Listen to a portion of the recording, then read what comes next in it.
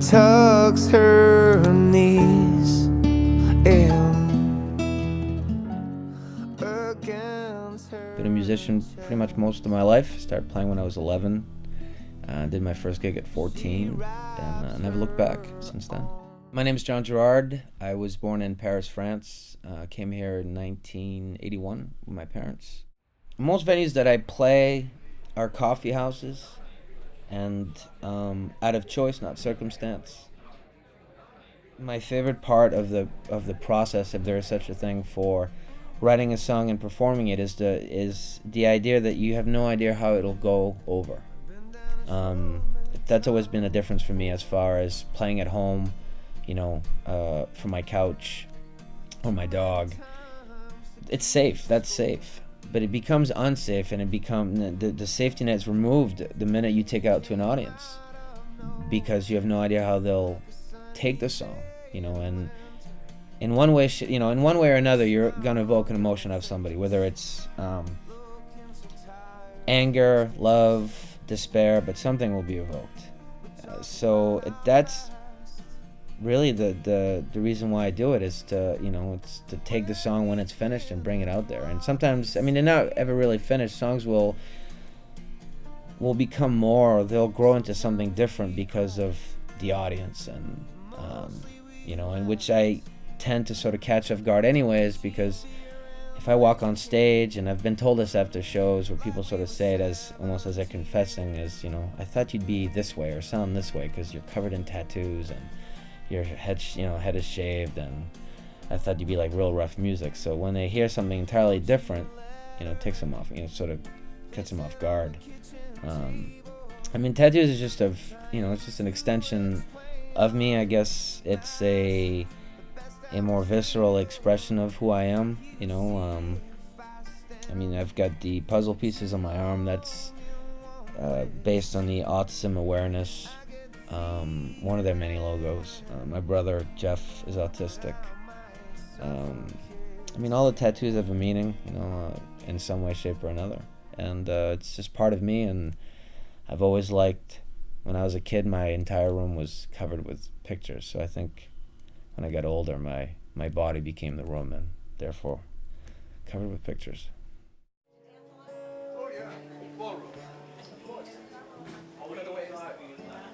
She tucks her knees in against her chest. She wraps her arms around herself, alone in the dark.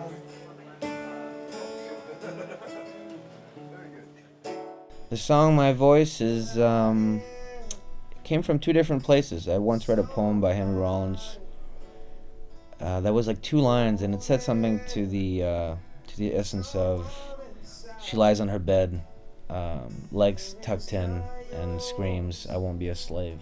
Oh, it is mine. It is my choice. It is my voice.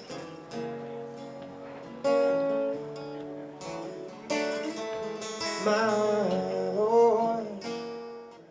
The other part was a T-shirt that I read of this little girl knelt down with a microscope and it burning an ant, and it said beneath it, "I will not be trained." And that's how the song sort of formulated. I wanted to write about a girl and her choices and her right of choice for whatever it is that she was going through.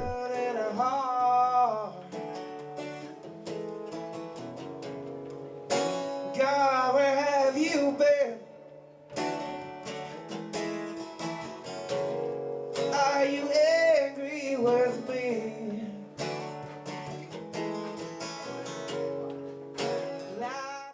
All right. This is called Appalachian. This took me about a little over 30 years to write. It's from my dad.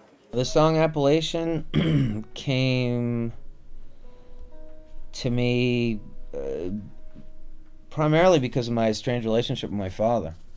And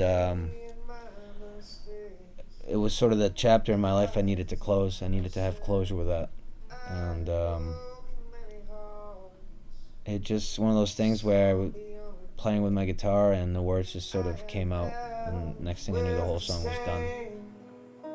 Burden and shame, the truth that your blood courses through my veins. I have tortured myself and made you to blame one of many times. If you somewhere out there, there's a queen by herself who never took any chances to love someone else. Orchards of Madison came to me. I had the music in my head. Never talks back. Somewhere out there, there's a queen by herself, bit into an apple and breathe the last breath. Well, the moral to this tale, there was one to be told.